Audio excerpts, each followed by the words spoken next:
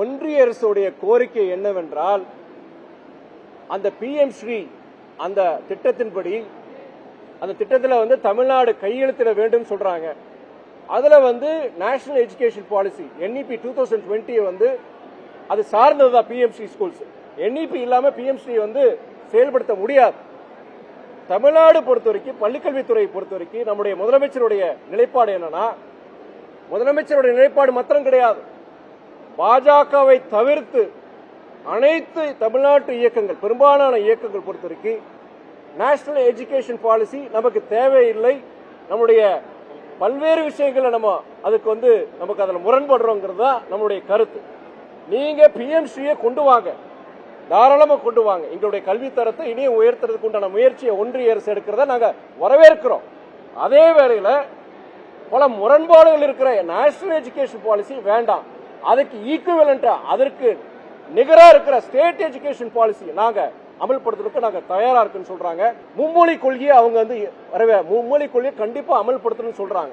நாங்க இருமொழி கொள்கை இருந்தா போகுதுன்னு சொல்றோம். அப்போ அமைச்சர் தர்மேந்திர பிரதான் ஒன்றிய அமைச்சர் அவர் என்ன சொல்றாருன்னா, நாடாளுமன்றத்தில் நம்முடைய பள்ளிக்கல்வித்துறை அமைச்சர் மகேஷ் பொய்யாமொழி இந்த வேண்டுகோள் தமிழ்நாட்டுக்கு உரியான நிதி எங்களுக்கு அளிக்க வேண்டும்ங்கிறதுக்காண்டி அங்க வந்திருக்கிறார். நானும் சக நம்மளுடைய தமிழ்நாட்டை சார்ந்த பிற நாடாளுமன்ற உறுப்பினர் அந்த சபை அந்த உள்ளுக்குள்ள அந்த அரங்கத்தில் இருக்கிறோம். அமைச்சர் பேசுறாரு, நம்ம அமைச்சர் பேசுறாரு, அந்த ஒன்றிய அமைச்சர் தர்மேந்திர பிரதான் அதுக்கு பதில் சொல்றாரு. அப்ப அவர் சொல்லும் போது, why are you 40 years behind? 40 வருடங்களுக்கு பின்னாடியே ஏன் இருக்கிறீங்க? நிகழ்காலத்துக்கு வாங்கல. ஏன் நீங்க ஹிந்தி எதுக்குறீங்க? ஏன் நீங்க அது ஹிந்தியை இன்னொரு மொழியை கத்துக்கிறதுல என்ன உங்களுக்கு நஷ்டம்? மாணவருக்கு நல்லதுதானே நான் சொல்றார். அப்போ நான் அவருக்கு பதில் சொல்றேன். நான் அப்ப சொல்லும் போது, we are not against any language. ஹிந்திக்கு எதிரானவர்கள் நாங்க கிடையாது. ஹிந்தி திணிப்புக்கு எதிரானவர்கள் நாங்க சொல்றோம். சரி, நீங்க சொல்றீங்களே 3 மொழி கத்துக்கிறதுல என்ன தவறுன்னு சொல்றீங்களே, நானும் அதை ஆமோதிக்கிறேன். 3வது மொழி எந்த கத்துக்கிற தவறே கிடையாது, வரவேற்கிறேன்.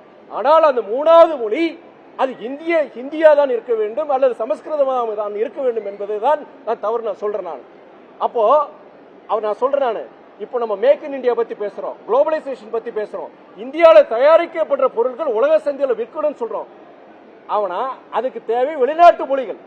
நான் என்ன சொல்ல, 3வது மொழி வெளிநாட்டு மொழியா இருந்துக்கலாம்னு சொல்லும் போது நேஷனல் எஜுகேஷன் பாலிசியில அது கிடையாது. நேஷனல் எஜுகேஷன் பாலிசியில என்ன சொல்றாங்கன்னா, 3வது மொழி ஏதாவது ஒரு இந்திய மொழியா தான் இருக்க வேண்டும் என்று சொல்லுகிறார்கள். இப்போ நம்மால தமிழ் இங்கிலீஷ் சரி, 3வது மொழி என்ன பண்ணுவான்? மலையாளத்தையா கத்துக்குவா? இல்ல அவன் கன்னடத்தையா கத்துக்குவா? ஒரு வழி இல்லாம ஹிந்தியை கத்துக்க வேண்டிய ஒரு நிர்பந்தத்தை NEP உருவாக்கும் தான் நான் சொல்லுவேன். நான் செய்திகளை உடனுக்குடனும் துல்லியமாகவும் தெரிந்து கொள்ள சப்ஸ்கிரைப் பண்ணுங்க.